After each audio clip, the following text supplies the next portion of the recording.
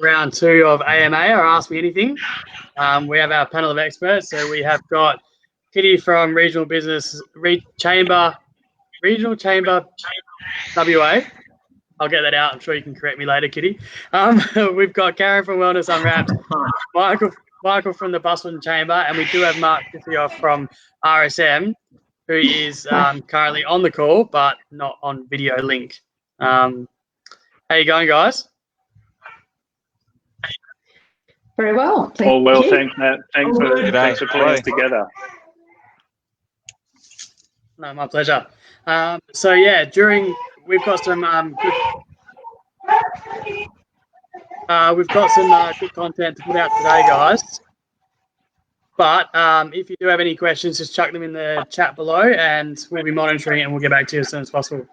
But I'm going to hand over to Karen quickly, who's going to talk a little bit about just the health and wellness side of what's going on out in the local business economy and how you can sort of tackle that from your home office remotely. So Karen, over to you.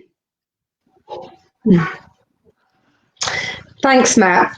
Firstly, I'll just apologise in case you do hear a baby in the background. The reason I'm in Nanup is my daughter is here. I'm looking after the baby, but she's come home from work. So working from home, it's a challenge, and it can be a challenge.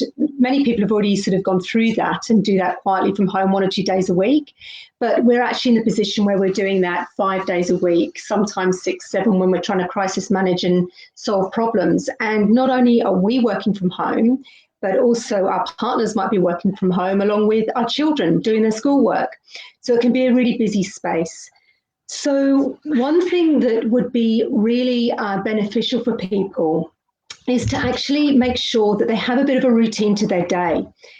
Particularly finding dedicated workspaces. So both for you, your partner, and your children as well when they're doing it. If you haven't got space in the home to have individual workspaces, then having a roster so that everybody knows who's using the workspace when, and that's protected and there's boundaries around that would be really important.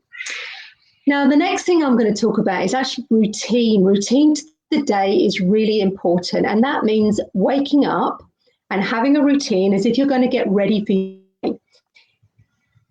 I know there might be some members on here who have a really good work top and maybe casual bottoms because they're on a video, but whatever works for you, but you want to have the right mindset for work.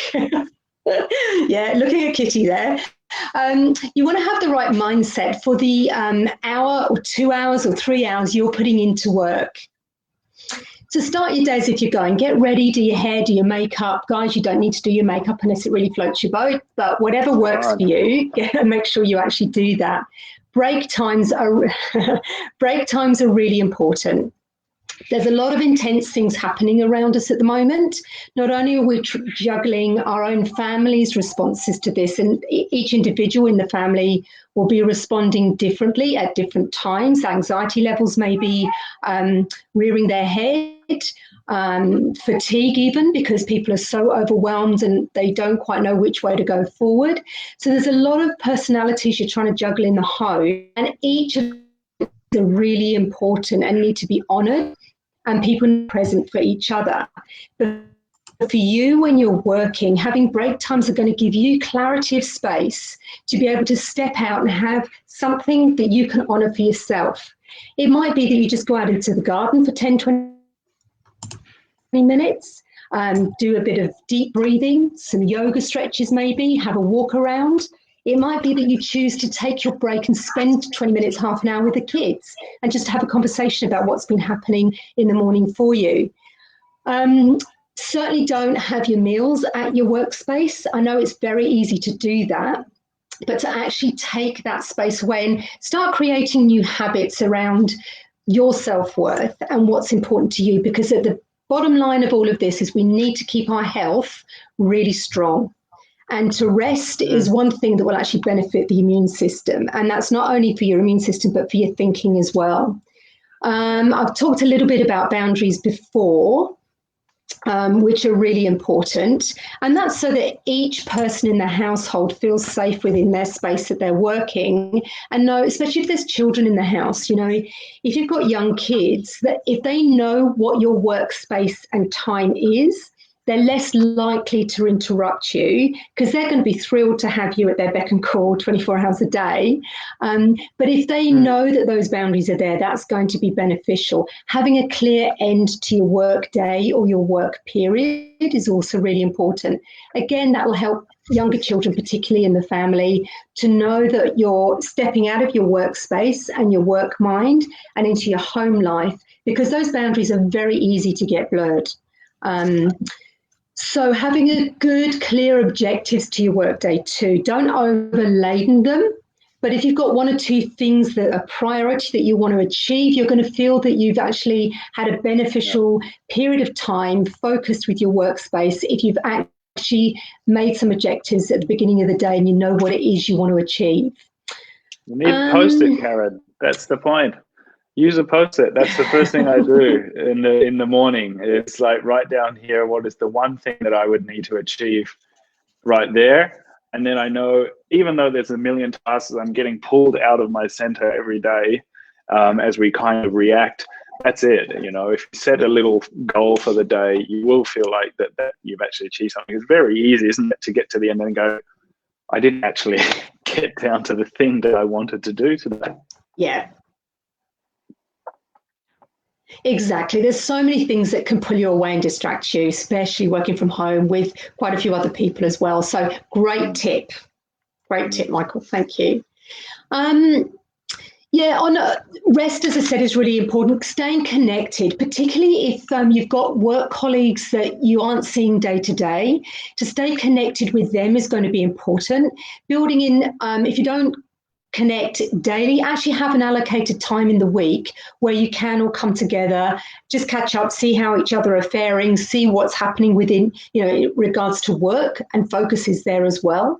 And not only with your colleagues as well, finding somebody who may be able to mentor you, because this is uncharted territory for a lot of people, the way that we're actually living and working for the next possibly few months.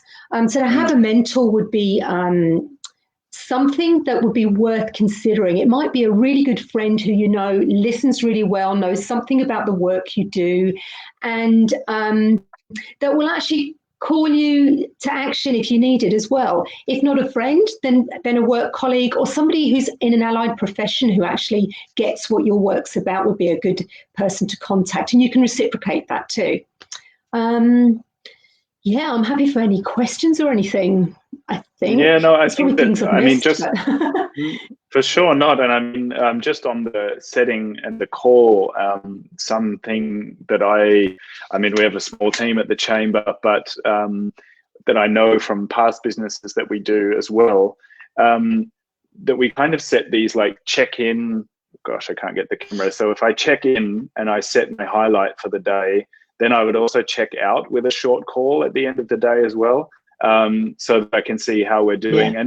And they shouldn't be long calls. I mean, we've all spent a lot of time on Zoom and Hangouts and whichever WebEx, whichever system you're using. But all of a sudden, those calls can turn into very unproductive, brain-numbing sessions. And I see here even Phil Cronin, that's a great tip. Just stop touching your faces. And he's probably right. Don't worry, I've got the fats. The lipids are going to go straight onto straight on my hand. But I think that when you do set those things up and they'll just become short check-ins, there can also be moments of joy as well, like you say, just to feel that you're connected with the rest of your team. Yeah, it's funny what's going on with the cameras right now. Yeah, it seems to have disappeared. There's Mark. That's great. And Brooke, I'm glad to see, as well as Suzanne, that you appreciate the post-it. If I can show you this window that I work on right now, that for me, for the chamber, I don't know, it looks like a bunch of post-its for you guys, but for me, that's like 2 years worth of strategy right there. Don't underestimate it. But what's your thoughts, Karen? For me, and this is something that Rudolf Steiner talked about, actually, getting nutrients, eating well, and what sort of, if you're doing sort of brain food snacking, what sort of comments or thoughts have you got around nourishment in terms of food? Sure. Look, I'm going to keep that really simple just because we haven't got the access to some of the shops and things that we would be able to find a lot of things. So I would say if you don't have supplements already in your home, I'm actually a big fan of trying to eat and getting your nutrition through food and supplements as a last resort. So I would say have a really wholesome diet. So I'm talking about fruit, vegetables, good proteins that when I'm thinking about animal proteins, I'm personally a vegetarian, but for those who do enjoy meat, try and get good quality grass-fed meat, where that there's going to be as little stress for the animal as possible. With those, I would prefer people to have good lean meats and red meats just a couple of times a week. Fish, nuts, seeds, just a broad range of foods that are going to provide so many different nutrients for you. If you can only have one good meal a day that contains those sort of nutrients, that's fine. But try and make the effort to have a good meal every day that is actually going to be a range of vegetables and good proteins. And some carbs. Obviously, you get your carbs through your vegetables generally. Snacks, nuts, seeds, some dried fruit. Don't overkill the dried fruit because it is quite high in sugar, but it is a good soul food, dried fruit. Yes, if you're at home and you can just do some sort of oven fried or oven baked really rather than fried kale, thin potato chips, that sort of thing. Those are sort of foods that satisfy us, but they're not going to have all the additives and preservatives that we're used to having from the shop. You can add a bit of salt to them, you can add a little bit of soy on them if you want to, just to give it a bit of flavour, but yeah. And I think that as well, you mentioned earlier there, Karen, involving the kids and making cooking, a nice task that you do. I know that all of our children are now moving to things online, but I personally think that the work is not about moving kids online or having them, trading the teacher for the laptop. As often as possible, as you say, to be present with your family. That for me is the work right now, and we do what we can with our work and our schooling. A nice little comment there from Genevieve Morrissey, who says, obviously these check-in calls that we were talking about, if I check in with my team, doesn't even have to be about work. I mean, setting an intention for the day, it might be that you intend to cook with your family. That's for me as a valid way to spend the time as we do all observe these social distancing measures, which is for the greater good of obviously the community. And maybe we've got Kitty back on the line there. That's a good little segue. Thanks, Karen, as well. But what are you seeing, Kitty, as you're doing a lot of work with a lot of our members? We're also grateful as well at the Busselton Chamber to have that next level to be able to, get our message from our local community in the Southwest up to state treasurer and health professionals. What sort of feedback and things are you sort of seeing that in terms of the whole region? In regards to connection or in regards to general issues that we're all trying to work together? I guess both, actually. I mean, I slowly start to see some of the same sorts of patterns of issues coming up as we've talked about. Mental health is definitely one that's all on our lips or on our minds. But maybe in a business sense, hard to really make sense now of where the stimulus packages are and how we can access them as small and micro businesses. Exactly. Yeah, I think there's two things. So if we're talking about like the business support, so a bit about the regional chambers of commerce for people that don't know. Our members are all of the regional chambers of commerce, business associations or business networks around the state. We've actually got 42 of them. So it's every business association in regional WA, and they're all regional. We don't represent anyone in the metro area. It's all about regional business communities and regional communities. So what we've been doing as an organisation is we've just sort of had to prioritise what we're going to be focused on, because we're all overwhelmed at the moment, and we're all overwhelmed by all the information and what's available. So our focus has been collating and directing business-specific information to our members, trying to be clear in our communication and not do it too often, but try and put it into easy-to-understand language. Connecting all of our members with each other. So even just today, so we've started a Coffee and Connect catch-up at 10 a.m. every day. It goes for half an hour. We have no agenda. We can talk about things, but we might just have a cuppa together. So we had 7 chambers on the line today, CEOs and presidents, and we'll be doing that every day with smaller groups. So it's about actually seeing each other's faces as well, because we're all talking on the phone at the moment and emailing. But as far as business goes, so regional chambers, the other really important role for us is representing our members state and federally. So the Busselton CCI, the Bunbury CCI, every different regional business group. So we're talking to all members of Parliament and government agencies, both state and federally, and local government as well. We're communicating with them the immediate political issues that day, and you've just got to remember that every day this is changing so rapidly. So, a week at the moment feels like a year. It feels like, if we think about last Tuesday, it was a whole different conversation we were having. So we're communicating that in a live right now situation. But the governments are listening to us, because we've got the voice of business, and they really want to know what are the critical things. So we think the stimulus packages that have been announced so far have been very strong. And I think what we want to reassure all business people is the stimulus packages or relief or support will be ongoing, and everyone is working on this to try and provide support. So we know local governments are, state government is, federal. So last week there were a lot of sole traders saying, look, there's nothing in it for me. It will come. I know that we all want to know right now, but, the work that they're doing, the priorities for both state and federal government are health and the economy.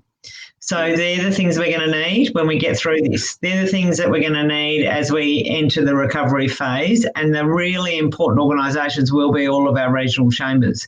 They're the people that we really need to connect those businesses and communities together. But when we hit recovery stage, and we will, I don't know when, but we will, those organisations are going to be critical. So we're talking a lot to those organisations.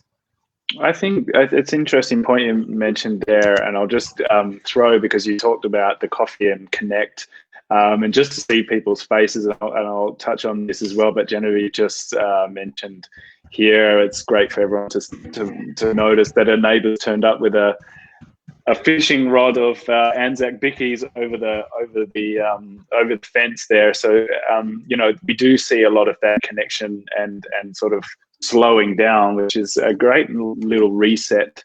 And I think that this reset in terms of, not just our consumer behaviors, but also the way that we do business as well, is something that when you talk about the stimulus packages and sole traders and things like that, we are having to, in the Southwest, probably rethink and just take this as an opportunity. And I know that that's very hard for some folks as well in certain situations to see that, that there is actually an opportunity here. And I would love to be able to say to our members as well, as you say, it's like, we've got your cash flow sorted for 3 months or 3 to 6 months. And now recovery starts now. We've got almost like a free blow in the market. What ideas do you have? How can the chambers actually help you to adapt?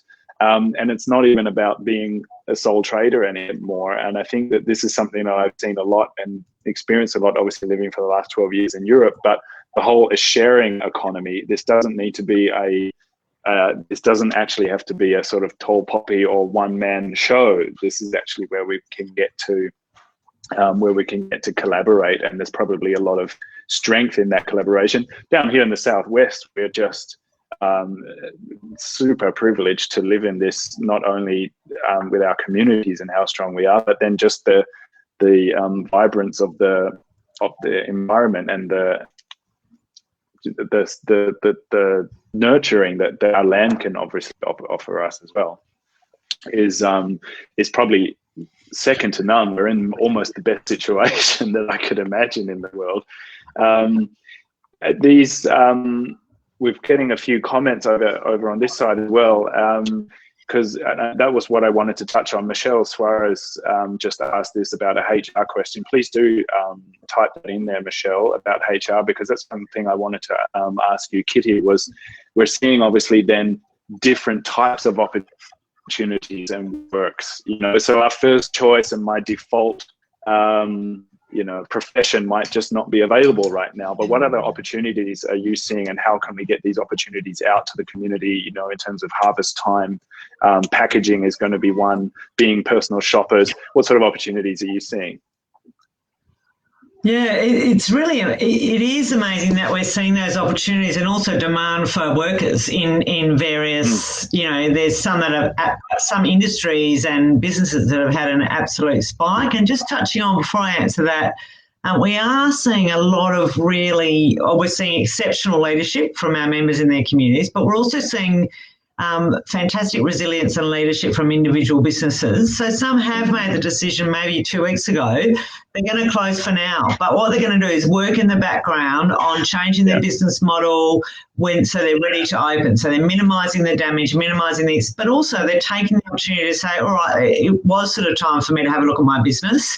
I was getting a bit, I need to change some things. So they're utilising this opportunity. So we are seeing lots of really positive things, especially from regional businesses. And I'm totally, hand on my heart, I love regional businesses, and my background is that. But what we know about regional business owners is they're incredibly resilient. We go through all sorts of things all the time. This is something that none of us could anticipate or expect. And I don't think I've used the word unprecedented as much in my life as I have in the last week, but it is unprecedented. But our members are resilient, businesses are resilient. So we are seeing there's an enormous amount of businesses that are taking advantage of online platforms. So I saw the other day my cousin who's got a business in the Goldfields, he's a kickbox instructor. So they're doing all their sessions online, and they've had 15 more members join who couldn't ever get to the live sessions because they couldn't, but now they're all joining in. So I know that's a really small example, but we're seeing businesses quickly adopt to that style of delivery, and also they're streamlining their businesses. So they may have offered 20 different types of services or products, and they're saying, okay, these are the 3 that actually generate my income. The rest are extra that I've been adding on, which are great, but there actually might even be a loss leader or don't generate any income. So I'm just going to focus on these 3 things. We are seeing an enormous amount of business for people that are, in those professional services like accountants, financial controllers, all that sort of stuff. And that's really important at the moment for businesses to speak to those people. But and we're just also on that, seeing, maybe. Sorry, Kitty. Yeah. Oh, just on that, and I don't know, and that might be an interjection as well with Mark. But have you seen? We've just got a question here from Fusion Jewelers, and I'll get to your question about HR, Michelle, as well, about hours and part-time staff.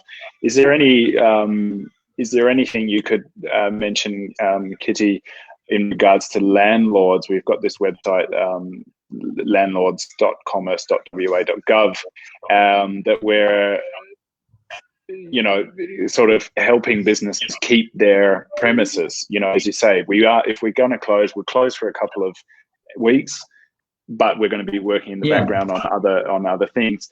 Do we know if that's going to happen yet? Have you got any insight there in terms of stopping sort of evictions and maybe helping out tenants that way? Yeah.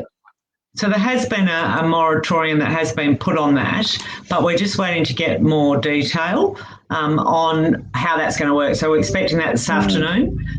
So we're just waiting. So that's a state restriction. not a federal. So there's the federal government that are offering different things, and so that's the state one. So there's a really great, I know that people don't want me to direct them to a website, but the wa.gov.au, if you just go in there, you'll be taken straight to the COVID site. But they are producing amazing information quite quickly, as quickly as they can.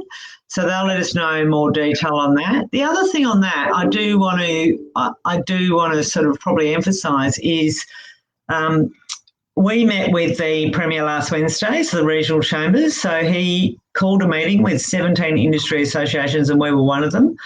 We got great feedback from businesses all over regional WA, and there were 5 ministers there, and it was a really incredible, genuine meeting where we talked about the critical issues facing each industry. So everyone was there, every type of industry you can imagine. One of the things is also looking at those critical things first, but also we need to look at what are we going to need when we do start to rebuild. So we can't throw everything at once. I know I said that before, we need to look at what's going to happen the next steps. In regards to the landlords, they are also often business people, and that is their business. It's not saying, I think everyone's got a breaking point, and we've got to look at, everyone's running a business and trying to make sure they're going to be okay. But the Premier did say they're looking at every single lever to pull. So that might be putting pressure on a landlord, putting pressure on the banks, putting pressure on local governments to freeze rates or even have a rate moratorium. So there's a difference between stopping a rate, but then in 6 months it's accumulated and you actually owe more. But so you're going to be worse. So what we'd be calling for is an actual break. Like, so you stop today, and then in 6 months' time you start as it was the next day. There's no accumulated fees, interest, all that sort of stuff. Right. That's probably important for folks as well as we talk about recovery, right? Because obviously, we might get through to another point, but we would also need to be able to have the resources to recover. It's one thing to, like you say, you don't want to be worse off and us all owing more at the end of this. We're just getting so you mentioned, because just Fusion here as well, that looks like we're going to know a little bit more about that this afternoon, and we'll get that information to you as well about the tenant and the landlord sort of moratorium there for the guys at Fusion Jewelers. Thanks so much for the questions. As I don't know who we've got on the line, we've got just myself and myself, Kitty. I'm not sure if Mark is still there. Michelle's just asking here about part-time staff, and if she can offer, she doesn't know how many hours she can offer part-time staff in 6 months. Now, if we use the JobKeeper, are we stuck? Now, is the JobKeeper a program that's running? That's what I'm just quickly finding out. So JobKeeper is the payment program that the federal government announced yesterday. I don't know all the actual intricate HR details, sorry, Michelle, in regards to, part-time, but I know it is offered to part-time and full-time employees that you've had since March 1st, and also your casual employees are eligible if they've been with you for 12 months or longer. So I know that part-time staff are definitely eligible, but as far as the details of what you can offer and how many hours, I'm not an expert on that, and I'd hate to give the wrong advice. But there are really good fact sheets on that look like this, might look like that. So that's if you go to treasury.gov.au, they've got fact sheets on every bit of stimulus. So there's information for employers. It is written in pretty clear language, but the ATO also have people that you can speak to, and I have been speaking to lots of businesses that have spoken to the ATO and said the ATO have been remarkable. There's a person on the phone, but also maybe trying to engage a local HR specialist to sort of answer those questions. I just don't want to give the wrong advice. I know they're eligible, but I don't know the machinations of that. Perfect. Hopefully that can send you in the right direction there, Michelle, treasury.gov.au. Thanks so much, Kitty, as well for that comment. And I think that that's the important thing here as well, is just folks are scrambling to see once we know. Yes, sorry, Fusion, I'll put that into the chat as well, that link. Sorry, bear with me 3 seconds. Yeah. I think that's where I've got so many tabs open. Everybody knows the first world problems now is how many tabs do you have on your computer. I'll just try and look for that one. It was treasury.org. I don't even know what it was. I'll just type that in there. Oh, I can't actually. I don't know if folks get this one. Oh, you did it, Kitty. Thanks. I don't know. Did you get that, Fusion? Yes, you did. Okay, great. So we can put that in that side. Great. Thanks so much. Yeah. Yes. So, Michael, on that page, they've got a section that says support for business. So it's got all the stimulus. So it's also the apprentice and trainee stimulus that they announced a couple of weeks ago. It's the write-offs, it's everything. And on each one, they've got a pretty clear fact sheet. So if you go into, like, it's the economic response, the federal government's economic response, and then there's a tab that says support for business. And each page, the other site that's really, really helpful and useful is the Small Business Development Corporation. I'll put their address in too. So they're funded by the West Australian Government. Their coronavirus resource site is excellent. And so they also have a hotline where you can ring people and talk one-on-one. Perfect. And that's it. That's the great thing now, that just making folks aware that we have got a lot of resources out there, and they are in the marketplace. We're just trying to channel the right inquiries to the right agency. And as you mentioned, Kitty, a lot of the agencies are also scrambling to make sure that we know how to collaborate with each other as well. Yeah, agreed. Yeah. So we've just also got, so we've lost probably, I'll just double check on the line. Have we still got Mark at RSM? Is he still there, or are we just got Kitty and myself? Not too sure. It looks like it's just you and I, Kitty. So that's good. No, and this don't tell him that's something as well. Kitty and I haven't had a chance. We've spoken on the phone before, but in our short time of working, so this is actually the first time that we've actually met as well. So I'm glad to. I'm glad to meet you there as well.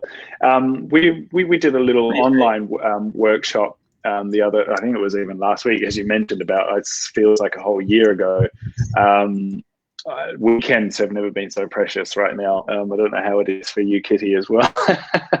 But there were a couple of top level almost challenges that came out, and we touched on a couple, but it really was about getting the right information at the right time. You guys at the Regional Chamber, you guys keep, and I read your blog every time that it comes out. Would you say that that's a good one to just kind of keep an eye on right now? If we kept an eye on your blog there, you quite get the timely links out to the right information at the right time. Or do you have another resource that you constantly check? Me? Sorry, I lost a bit of sound there. That's all right. Yeah, whether there's one particular resource. I mean, we obviously get a lot coming through as the chambers, but then we spend our time trying to discern which information is the right thing for our members.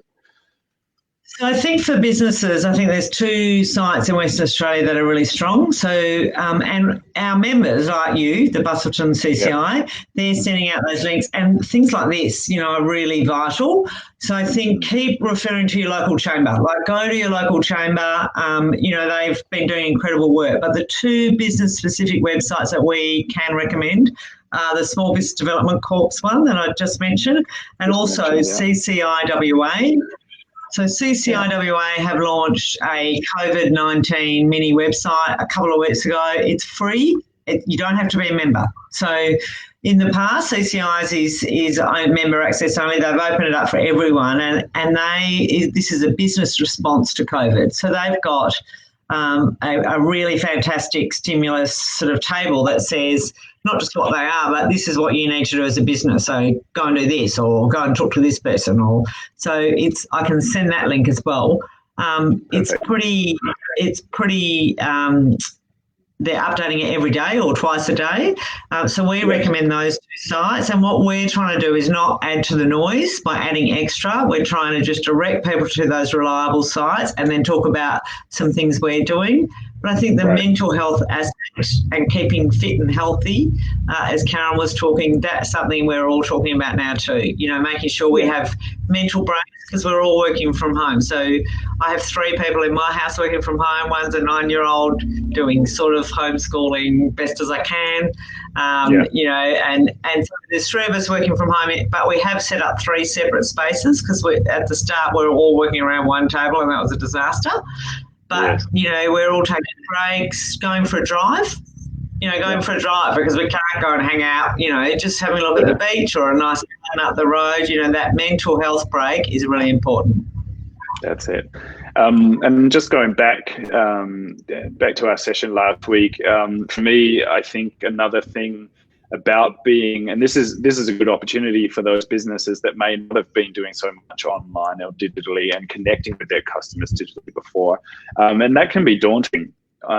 Even myself personally, I don't have any Facebook account. I don't have social media, just for my own mental sanity. But for business, this is something that works really well. And even if you're shutting up shop, I don't know what your thoughts are, Kitty, but my advice there is to still be in contact with your customers, because the thing is that when we get into recovery, which for me, it's recovery already, because businesses are needing to reset and almost, you know, reevaluate what they're going to be doing. But keeping your existing customers engaged and active with you in that process, I think that's going to make it a lot easier for businesses on the other side, because if your customers don't know what you're up to, they're never going to just all of a sudden remember this in how long? Who knows? 2 weeks, 4 weeks, when we can actually go out onto the high streets again.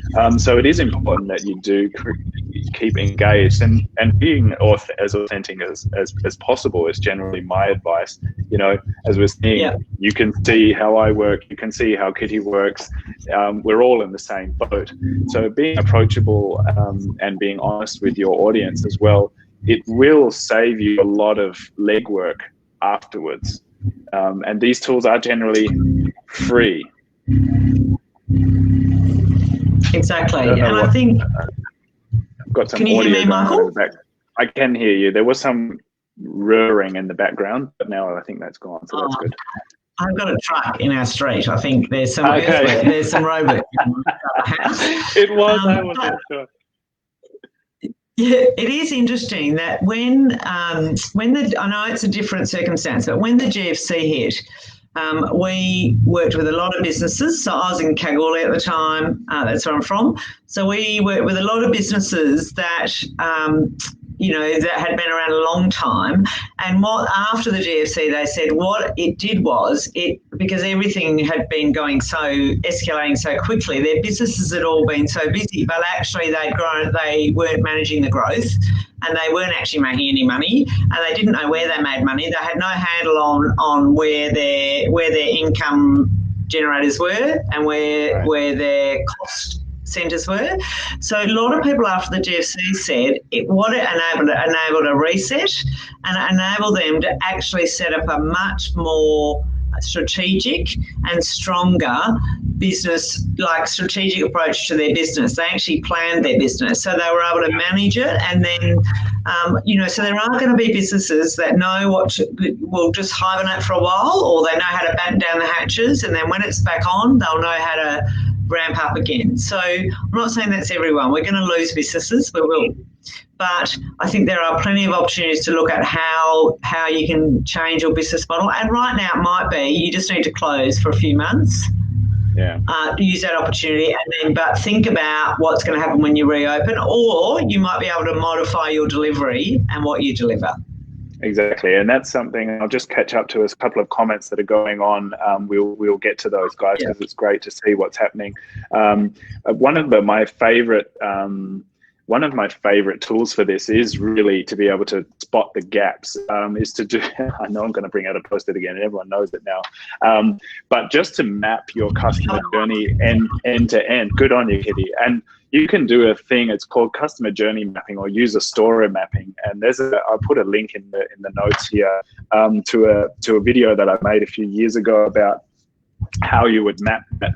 But that's essentially what I've got up on the wall. Is I start at the start. Where does your customer come into contact with you? Right now, you're going to be looking at Google, you're looking at Facebook, you're looking at LinkedIn, you're looking at your newsletters.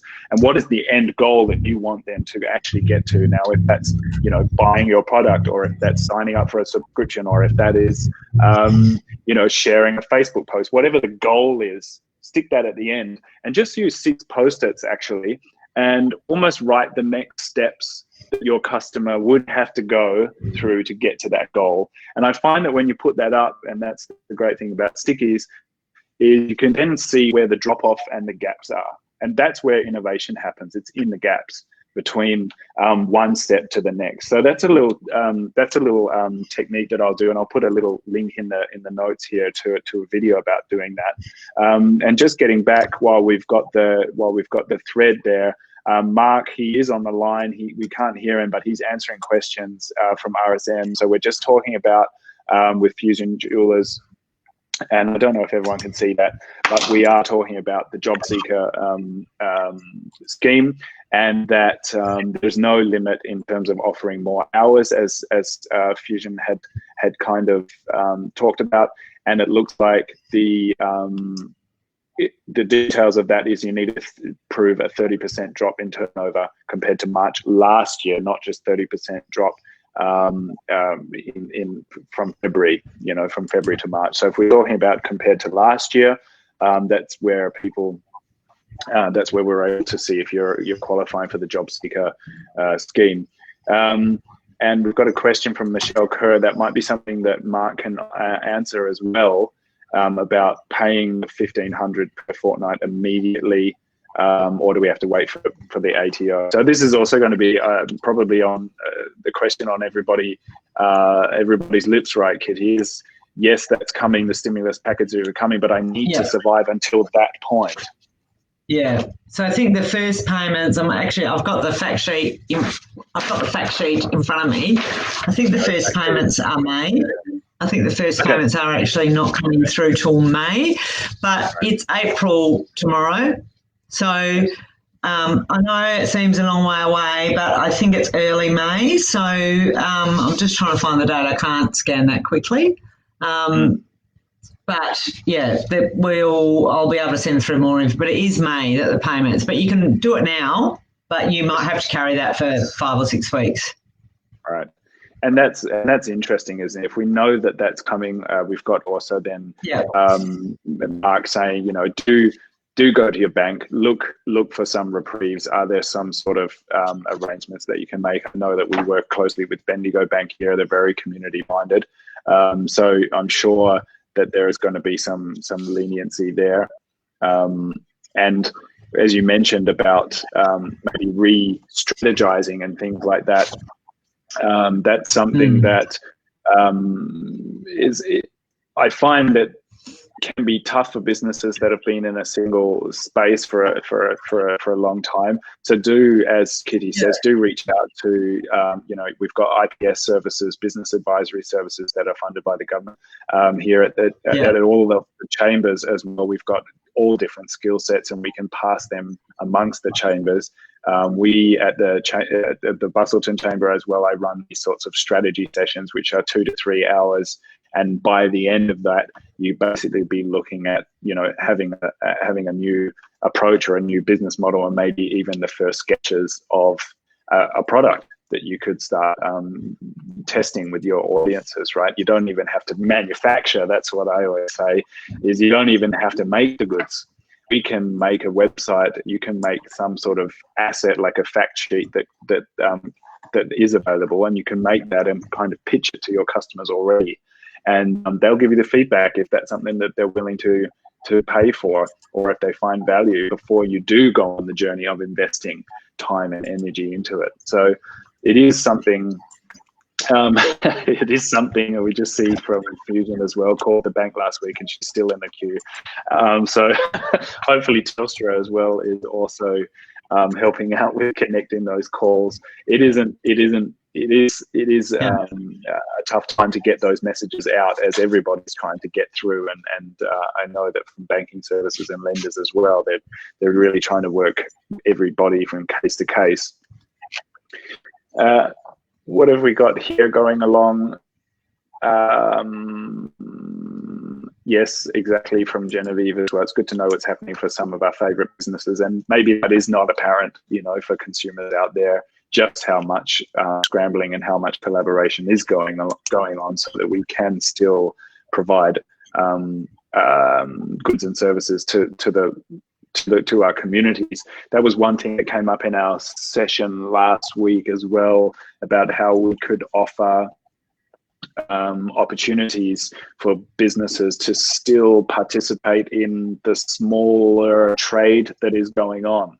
Are you seeing any sorts of collaborations, or what sort of collaborations are you seeing, Kitty, in terms of, a butcher teaming up with the grocer, teaming up with the coffee shop, teaming up with the baker to deliver one item, but obviously that everybody's participating. We're talking about smaller percentages, obviously, but we're still talking about trade.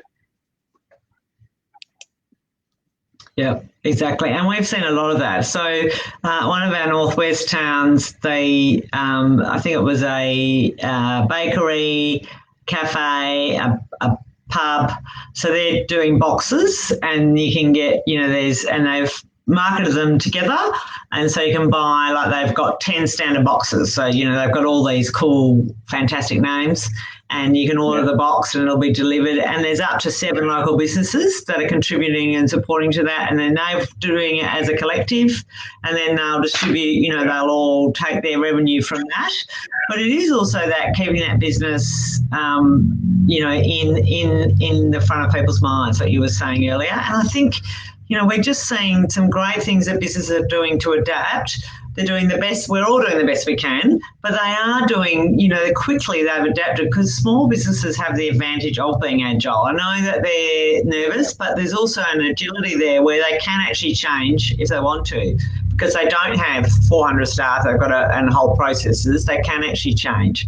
Apparently, bookshops are doing a roaring trade. So there's lots of bookshops because people are going, I might read a book. I haven't read a book for 25 years, but I think I'm going to do that now because we're all at home. So lots of bookshops are doing drive-by delivering to your doorstep. Or pick up from the bookshop, but actually delivering. So there's lots of businesses are doing those things, and there is a bit of collaboration between businesses as to how they can help each other. Lots of our chambers have put out food guides for their members. So Bunbury Local, I think it's Bunbury Dine Local or something. So they've offered every single eatery in town can go on that post, and the Bunbury Geograph Chamber will even help them with the graphic, and so develop a takeaway menu, or what are you offering, so that we can just keep letting people know. Right. I did hear something amazing. Sorry? No, carry on. Me. So yes. In our coffee catch up today, so I'm doing a coffee connect every morning at 10 with various members from our regional chambers network, and 6 to 8 people, so we can all just have a chat. And in the city of Karratha, so this is an amazing initiative. Let's hope it's actually gone through and I'm not spilling the beans, but the Karratha District's Chamber of Commerce, they have a thing called Try Local vouchers. So a lot of our chambers have them where it's like Collie Dollars So you buy the voucher from the Busselton Chamber of Commerce, and then people can spend that at local businesses. So the City of Karratha are going to buy every single household in Karratha a $50 Try Local voucher. Oh, wow. That's great. I know. And they're going to give it to every single household. Yeah. And lots of those businesses, you know, there's still businesses that are operating, but also there's not going to be an expiry date. You might not use it now, but it might be later on. But there are still, you know, I've been trying to think of all the businesses that are operating and are not like as impacted. So I can hear actually the neighbourhood lawnmower man outside right now. All the gardeners and landscapers are still seem to be everywhere because, you know, they can work outside. So there are a lot of businesses that can still operate. And I think that's the other thing, which is a difficult conversation to have. But one of the things also is if your business doesn't need to seek stimulus or support, like if you don't have to,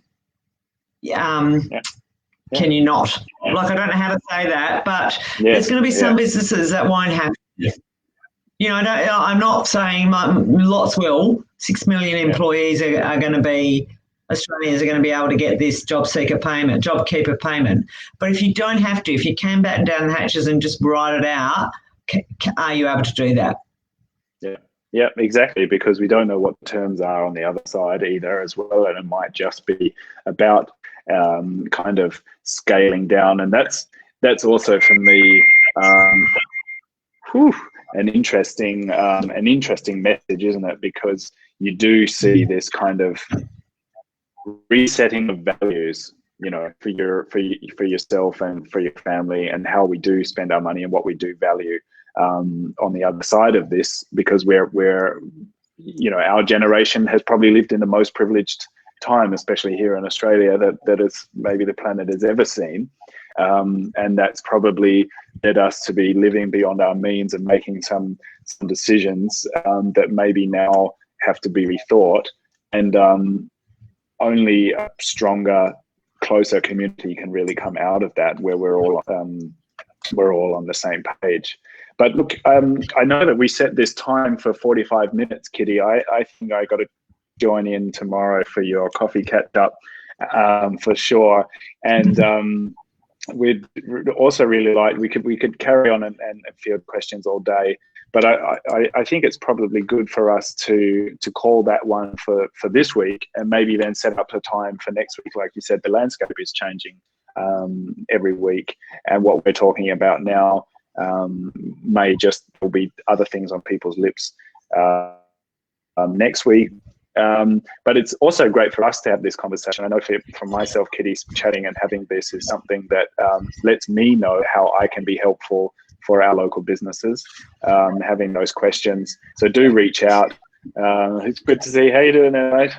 And it's nearly lunchtime, I know. I'll let I'll let you know. How you doing, Ben? We'll let your mum off the hook and come and cook some lunch together. That's definitely what I'm going to go and do as well. So thanks so much for your time, Kitty. It's been a real pleasure getting to even meet you face-to-face over the phone. Thanks also to Mark CCIWA. He's been in the background answering lots of questions about board game shops and all sorts of stimulus packages as well. So thanks to Mark. Also thanks to Karen from Wellness Unwrapped, who gave us some insights at the top of this chat about our mental health and creating great routines. And also thanks to Matt at Loop 2, who put this together, but now has just disappeared, I think. So I'm not even sure if we can turn this off.